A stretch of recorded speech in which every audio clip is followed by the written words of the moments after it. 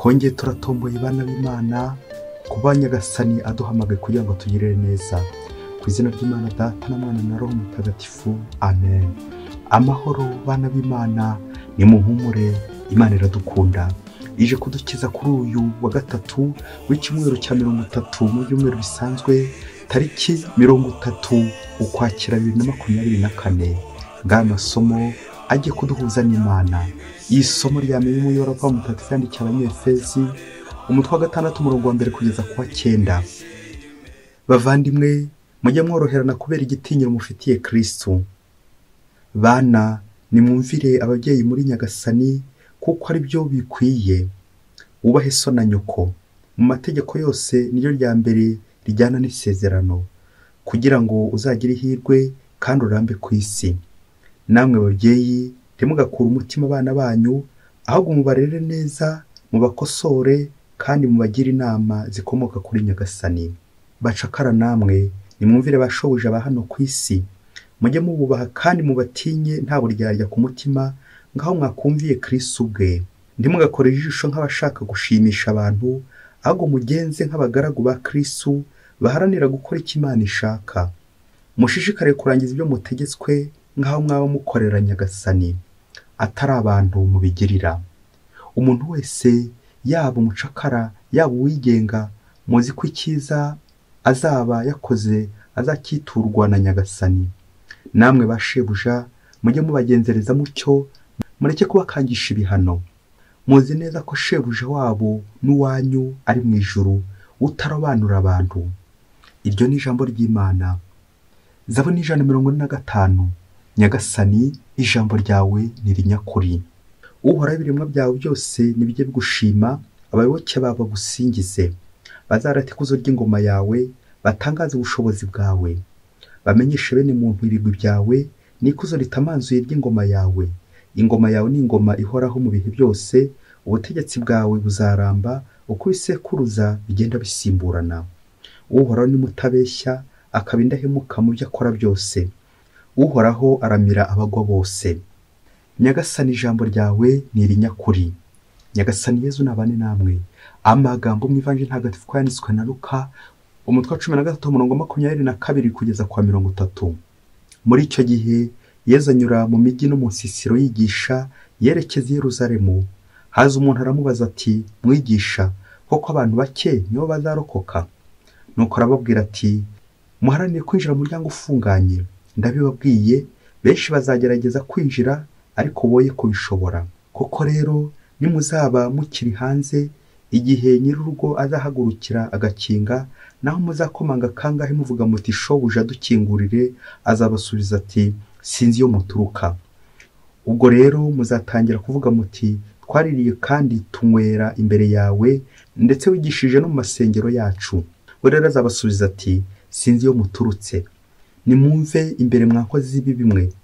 Ubwo nibwo muzaganya mugahekenya amenyo, mubona Aburahamu, Izaki na Yakobo n'abahanuzi bose bari mu ngoma y'Imana, naho mwe mwaraciriwe hanze. Bazaturuka iburasirazuba n'iburengerazuba, baturuke mu majyaruguru no mu majyepfo, bazakikiza ameza mu isangira ry'ingoma y'Imana. Bityo hari abo mu banyu bazaba ba mbere, hakaba n'abo mu ba mbere bazaba ba nyuma. Iyo ni Ivanjili ntagatifu. Bayoboke b'Imana, nimugire amahoro, muhumure, Imana iradukunda. Aha tugeze ni kuri buri munsi. Ongera ufungure buri munsi, ufungure buri munsi, ufungurira abandi buri munsi, ijambo ry'Imana buri munsi, ineza y'Imana buri munsi. Buri munsi ugire ijambo riguherekeza. Buri munsi ugire ijambo ryagukoze ku mutima, ugenda usubiramo, ukaryandika, ukongera ukarisubiramo, kuko Nyagasani buri wese amugenera ijambo rimukwiye, riza kumukebura, rimutungira ubuzima, rimurinda kandi rikamurengera. Amasomo twateguriwe aratuganisha ku rugendo. Urugendo dukora rushushanya urugendo dukora turi mu buzima bwa hano ku isi, tugenda, tugaruka, tujya ku mirimo, tujya gushakisha imibereho. Ariko urwo rugendo rukaganisha hehe? Ni urugendo ruva hano ku isi rugana mu ijuru. Nawe rero ngero urebe urugendo rwawe ukora, ingendo ugenda ukora hano munsi. izigufasha kugenda ujya mu ijuru. Ongera urebe ingendo zawe zigamije iki, zizakugeza mu ijuru, cyangwa ukora ingendo usubira inyuma, ukora urugendo tugana ijuru. Ubwo tuza kumva ijambo rya Yesu, guharanira kwinjira mu muryango ufunganye. Iyo niyo nzira nyine itugeza hehe? Mu ijuru. Ngiye intego remezo tujye kuzirikanaho umuryango ufunganye. Mbere yo kuzirikana ku muryango ufunganye, reka tubanze tuzirikane kuri urugendo umwana yakoranye na se, maze nawe uze kugira amasomo ukuramo, uze kugira ibishobora kuguherekeza no mu rugendo ujya ukora. Urebe neza niba utajya ukora urugendo rumeze nk'uru. Umunsi umubyeyi ahagurutse n'umwana we bagiye ku kazi, dore ko ubusanzwe ababyeyi biyubashye, atoza umwana we umurimo nawe asanzwe akora. Ngo bakoraga kure cyane, aho byabasabaga kugenda amasaha 3 n'amaguru kugira ngo bagere ku kazi bajye gushakisha umugati. Ngo bageze hagati ku rugendo, wa mwana agiye kubona, abona umuntu w'inkongobotsi araje atangira gutuka se. Wa mwana biramubaza cyane, koko umusaza nk'uriya papa uriya akamutuka. Nuko wa mwana afata ibuye ashaka kuri mucokocora mu gahanga kugira ngo amumvishe uburyo atari byiza gutuka umubyeyi we. Nuko se abonye wa muhungu we agiye gukocora ryabuye kwa muntu wari kumutuka, nuko afata ryabuye ararijugunya, ubundi afata akaboko akura umwana we, baragenda bakomeza urugendo. Nuko bageze imbere, haza undi muntu afata ifu ayimena kuri wa mubyeyi. Neza neza wa mwana arabisha. Ngo bari bitwaje icyayi muri teremusi, nuko wa mwana abangura cya cyayi ngo agiye kuyisuka kuri uwo mugome uri kumenaho umubyeyi we ifu, ari kumukorera ubugome. Ako kanya ngo wa mubyeyi ahita afata wa mupfundiko n'ubundi wa teremusi, yongera aripfundikira neza, maze afata akaboko umuhungu we aramukurura, ati dukomeze urugendo. Bakomeza urugendo. Umwana yumva bimwanze mu nda. Nuko bagiye kugera ku kazi, wa mubyeyi agiye kumva, yumva hari umuntu uri kumukubita inkonji mu mutwe. Neza neza wa mwana we abibonye arabisha. Nuko abangura umuhoro ngo akubite uwo muntu uri gukubita se inkonji kuko atabyihanganira. Nuko se afata wa muhoro arawumwambura, ubundi amufata akaboko ati tugende. Baragenda. Bageze ku kazi, wa muhungu yari yabishe bikomeye cyane. Nuko se aramwicaza amubaza impamvu yarakaye. Wa muhungu baramubwira ati umuntu agutuke ku babyeyi bireba, umuntu agira icyo agende agukorera ubugome nka buriya kumeneho ifu mbireba, umuntu agukubite umubyeyi wambyaye mbireba. Koko papa, ukuntu uri kurebera bari abantu bari gutugirira nabi, bari kugukorera nabi. Nuko ngo wa mubyeyi ngo aramubwira ati mwana wanjye, reka nkubwire ibintu 3. Icya mbere, iyo umuntu ari kugutuka nawe ugashaka kumusubiza, ubaye kimwe nawe. Iyo umusazi asaze nawe ukamwirukaho, nawe ubaye kimwe nawe. Icya kabiri mwana wanjye, umuntu nakwanga, ibyo si ibibazo byawe mwana wanjye. Umuntu nagutuka, ibyo si ibibazo byawe mwana wanjye. Mureke azigorerwe, mureke ahangane n'ibibazo bye, wowe ukurikira inzira yawe, ntukite ku bye kandi byawe bitararangira. Icya gatatu mwana wanjye, tumeze nk'abari ku rugendo bahura n'imbwa nyinshi muri iyo nzira. Uramutse wumvise imbwa yose iri kumoka ukayitera ibuye, ndakubwiza ukuri mwana wanjye, ntiwazashyikiye ugiye, wakerererwa.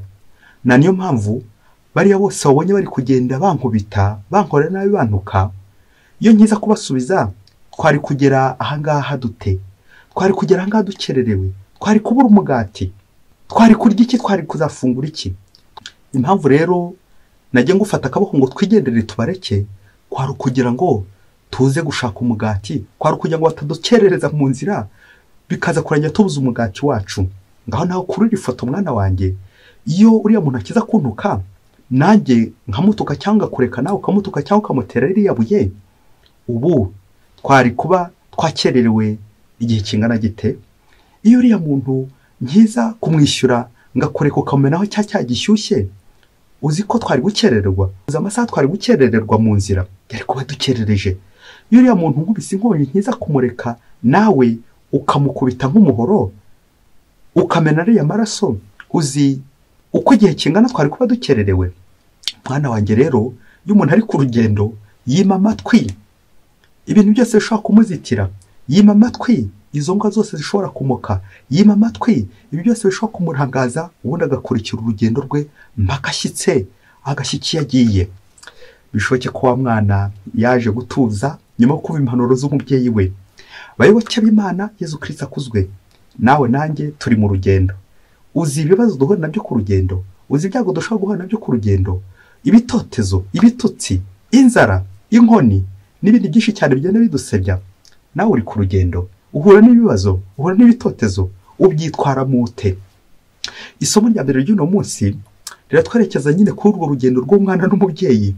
Ubwo ejo twazirikanaga uburyo Pawulo mutagatifu yinjiye mu rugo, urugo yinjiramo akagira umugabo inama, akagira n'umugore inama, kugira ngo bunge umwe mu rugo rwabo barwubake neza. Uyu munsi noneho turumva urugendo rw'umwana n'umubyeyi, urugendo rw'umukoresha ndetse n'umukozi we, urugendo rwa shebuja n'umugaragu we. Izo ngendo zose ni izitwerekeza ku kugana Imana, kubaha Imana, kuko turi abana b'Imana, tugomba kubaha Imana. Ni ngombwa rero umuntu wese wubaha Imana, kubaha Imana kutayisuzugura, biganisha nanone ku ngendo za hano ku isi, abo duhura nabo, abo tugendana, aho tujya tububaha. Umusaza asaza akagutuka, nawe wakomeza ukamutuka. Urugendo rwacu rutuganisha ku kwihorera. Urajya wubaha so na nyoko. Iyi tegeko rya kane mu mategeko y'Imana, Pawulo yongera gutwibutsa urugendo dukora, kubahana, koroherana, kudahurwaho ibintu byose biza bitubangamira ngo tubyirukeho. Ngiyo inzira ifunganye, ni ugutanyuraho abandi bari kunyura. Niyo abandi bari gukora nabi, nawe ukomeze ukore nabi. Niyo umuntu akugira nabi ku rugendo, nawe umwihorere. Niyo umuntu agukubise inkonji, nawe ubangure umuhoro ngo umuteme. Shushanya nawe icyo gihe cyose uzaba uri guta ku rugendo. Shushanya nawe uburyo uri gutakaza amahirwe yawe. Bizarangira nyine utageze ku kazi utabonye wa mugati. Na nicyo tubwira mu ivanjiri uno munsi, atubwira none urugendo nawe akora. Rukavuga ku ingendo za Yezu, ingendo za gitumwa. Akoresha ijambo urugendo, le voyage, mu inshuro 88 ku nshuro 150. Ijambo urugendo rikoreshwamo mu isezerano rishya. Ingendo za Pawulo, ingendo z'intumwa, kujya kwamamaza ubutumwa. Yezu nawe turamwumva akora urugendo, ari kugana hehe? Ari kugana Yerusalemu, agiye kuducungura kugira ngo akomeze kutugera neza. Nguru urugendo rwa Yezu mpaka ageze aho agomba kugera.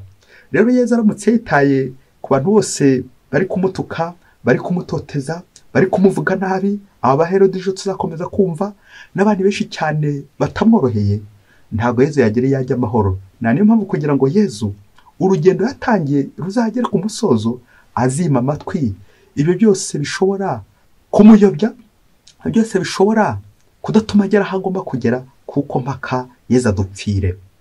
Ngo kwinjira mu muryango ufunganye, ngo urwo urugendo rwacu, ingendo dukora, tuzahura na byinshi bituzitira, abatuyobya, abadutesha umutwe. Nuramuka ubimye amatwi, uzagerayo amahoro, uzagenda ushyike amahoro, uzahura n'ibisitaza mu nzira, ariko uzihatire kugendera mu nzira nziza, uzihatire kugororoka, uzihatire kubyima amatwi kugira ngo ugereyo amahoro. Twongere kwisuzume ubuzima bwa hano ku isi, uko tubanye n'abandi. Ese iyo umuntu agututse, aho ntujya umutuka, aho ntujya wihorera? Kutihorera ku bantu batugiriye nabi. Ngurwo urugendo rwiza. Akenshi muri ubu buzima duhura n'ibigare, ibisitaza, ibituyobya, nuko bikaza kurangira turi kubyohokaho. Ibigare by'inzoga, abasinzi, ibigare by'indaya, ingeso mbi, ibigare by'ababeshya, ibigare by'abakora nabi. Igihe cyose uzabigenderamo, uzamenye ko nawe uri kujya mu nzira y'igihogere, ya yindi abantu baseke banyuramo. Duharanire kwinjira mu muryango ufunganye, kuko niyo nzira ijya mu ijuru. Inzira ijya mu ijuru bishatse kutubwira kwitaza ikibi. Wabona ikibi kiri kugusatira, ugakitaza muri iyo nzira yo koroherana, kugenda neza ukurikira inzira yawe utajya ku mpande, gukurikira inzira imwe, inzira igana mu ijuru. Icyanyuma ngiye gusorezaho, wongere urebe umwanya uta ku bantu bakugirira nabi, umwanya uta ku bantu baguhemukiye, abagukubise inkonji, abagututse, abakumenyeho ifu, abagukoreye ibintu bisharira. Igihe umara uri kubitekerezaho, uri gutekereza uko uzabagirira nabi, ongera wibuke ka kantu ka mubyeyi ati ukurikire mwana wanjye. Abo bose nirinze kuvuga ko twabajyanye nk'izo mbwa ziri kugenda zimoka, uramutse uzimya amatwi wagereyo ujya amahoro, wamererwa neza. Akenshi dukunze guta igihe tubabazwa n'amakosa y'abandi, abaducumuje, abatugiriye nabi, ariko twongere twibutse ko Imana ntizakubaza abantu bakugiriye nabi, Imana ntizakubaza abaguhemukiye, Imana ntizakubaza abagututse, abaguciriyeho, abagukubise.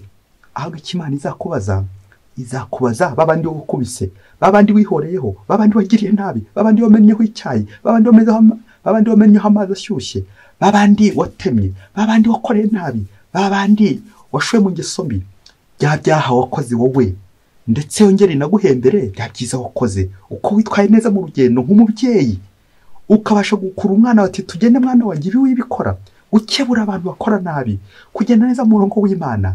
Iyo niyo nzira igana ijuru. Uwo ni umuryango ufunganye. Urwo ni urugendo twese tugomba gukora, ibituzitira, ibiturangaza byose tukabyima amatwi, ubundi tukayoboka inzira igana Imana. Umuryango ufunganye ni inzira y'abari gukora neza, ni inzira batihorera, ni inzira nziza y'abagendera mu murongo mwiza w'Imana, yo kurwanya ibigare, yo kugendera mu kuri. Inzira y'ukuri ni inzira ya Yesu Kristo, we nzira ukuri n'ubugingo. Hari abenshi bavuga bati ngo ukuri ngo nicyo abantu benshi bahuriyeho. Akenshi uzasanga nyine ukuri ari ibyo bigare, ukuri kwa hano ku isi nibyo bigare, ibintu byose biduhuma amaso, za nzira zose abandi agiye bohokaho, nuko nawe ukaburagiye mu kigare. Kugenda bugare ni ukuyoba inzira y'Imana. Wongere nta bigare biri wawe biri kukubuza Imana, maze nawe ukure aho ngaho, wikure ku karyoshye, maze uyoboke inzira ya Yesu Kristo igusaba kwihanganira ibitotezo, ukihanganira ibisebo, ukihanganira abagutuka, ukihanganira abakunyega, maze ukayoboka Yesu Kristo, kuko nabi byose arabyihanganiye, abyima amatwi, maze ayoboka inzira nziza yo kumusaba kujya kuducungura. Nawe rero niba ushaka kubona umugati, niba ushaka kubaho neza, inzira nta yindi ni ukwima amatwi ibyo byose bituma udatera imbere, maze ugendere mu murongo mwiza w'Imana.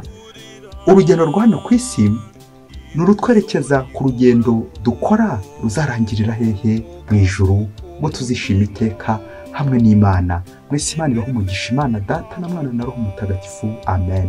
Padiri Masumbuko na Disilasi wa Diyosezi ya Cyangugu. Munzu ya Data ibyicaro byinshi